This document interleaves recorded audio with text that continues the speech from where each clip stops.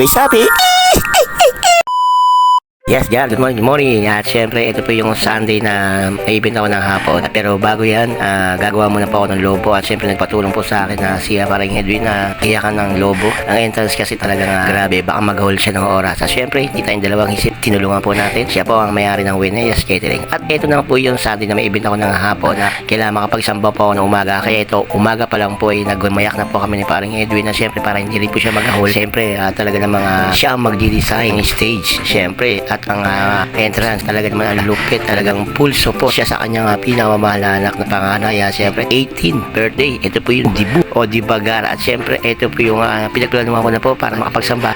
Umaga pa lang po gumayak na po ako at gumawa na po kami ng lobo dito at para makapagsamba po ako ng umaga rin. At syempre para makatakbo rin po ako na hapon. At eto na nga guys, at gumagayak na po kami ni parang Edwin. Talagang napabilib ako sa kanya habang nakikita ko siya. Talaga namang napakasipag itong tao na to. Grabe, talaga namang full support sa kanyang pamilya at mahal na mahal po niya ang kanyang pamilya. At syempre, eto na nga gara at nagpaalam na po ako kaya parang Edwin na sabi ko sa kanya, pre, magsasamba muna ako at may event ako ng hapon. At eto na nga siya, sabi ko talagang napakabait, talagang walang problema, pinayagan po talaga niya ako. At syempre eto na nga guys, ng hapon po noon ay syempre may event ako ng Host Magician sa Chera, Bulacan, Pulumbo, Hangin, Santa Maria, Bulacan. Umulan pa talaga gar, grabe. Eto sa Tagaala ako, baka gabi na ako at ginabi na nga kami natapos talaga. Pero napakabait ng aming client doon at sulit talaga. Nagkaroon din po kami ng TIP. Wow, talaga naman TIP talaga. Tip magagar.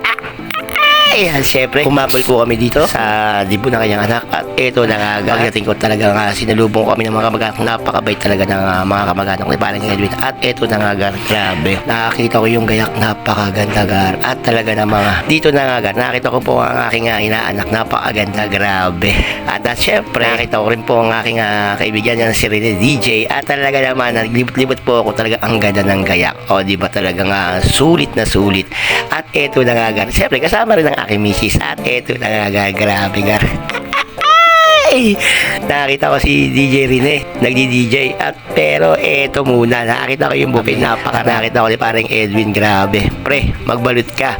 Talaga naman sobrang dami ng pagkain. Talaga sinobrahan po talaga niya sa kanyang mga bisita. Okay, eto na nga garan na pangyayari. Nakita ko pagkuha ko ng pagkain. Nakita ko si DJ Rene. Ito yung tinatawag na Sharon, balutin mo. At syempre masaya kami. At siya nga po lang, maraming salamat kayo parang Edwin. Umuwi kami ng busog at may pabalot pa. Ay, talaga naman, thanks God. O di ba,